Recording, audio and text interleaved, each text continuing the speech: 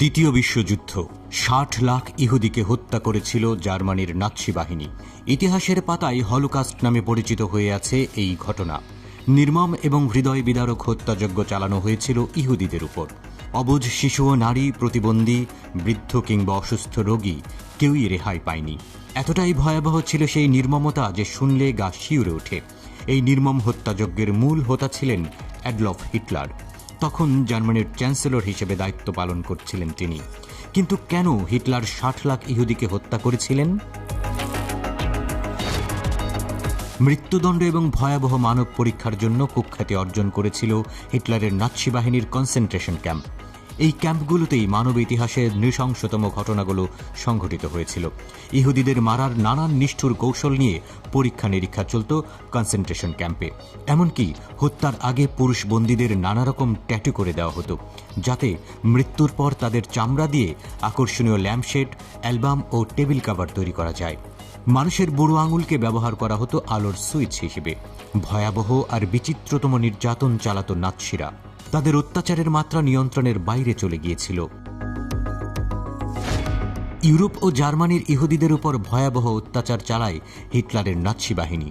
Gas চেম্বারে জীবন্ত পুড়িয়ে হত্যা, আগুনে নিক্ষেপের মতো ঘৃণ্য কাজে মত্ত ছিল তারা। মধ্যযুগীয় বর্বরতাকেও হার মানিয়েছিল হিটলার। আনুমানিক ৬০ লাখ ইহুদিকে প্রাণ দিতে হয়েছিল। কিসের জন্য? নিজের স্বার্থে নাকি জার্মানিদের স্বার্থ রক্ষার জন্য? কি এমন কারণ ছিল যে জন্য হিটলার জঘন্য, নির্মম, বর্বরোচিত হত্যাযজ্ঞ চালিয়েছিলেন?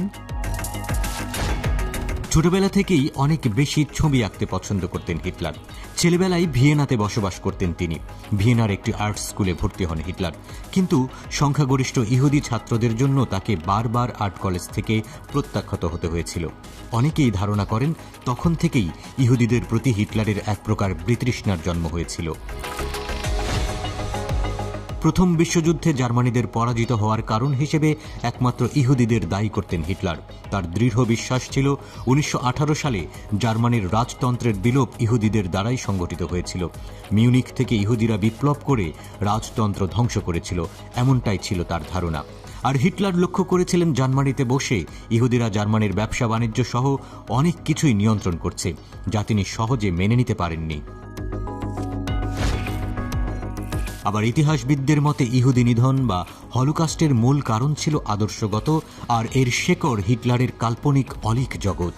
হিটলারের ধারণা ছিল পৃথিবীকে নিয়ন্ত্রণ করতে একটি আন্তর্জাতিক ইহুদি চক্রান্ত চলছে, তাই ইহুদিদের নির্মূল করতে পারলেই তিনি বিশ্ব জয় করতে পারবেন, এমন বিশ্বাস তার মধ্যে কাজ করছিল। হিটলার একটি শ্রেণীকে বিশ্বাস করাতে পেরেছিল যে ইহুদিদের কথিত ষড়যন্ত্র ঠেকাতে না পারলে জার্মানি, এমনকি পৃথিবী হুমকির মুখে পড়বে। এছাড়াও নাৎসি বাহিনীর অতিরিক্ত আত্মবিশ্বাস তাদেরকে ইহুদি নিধনের পথে চালিয়েছে।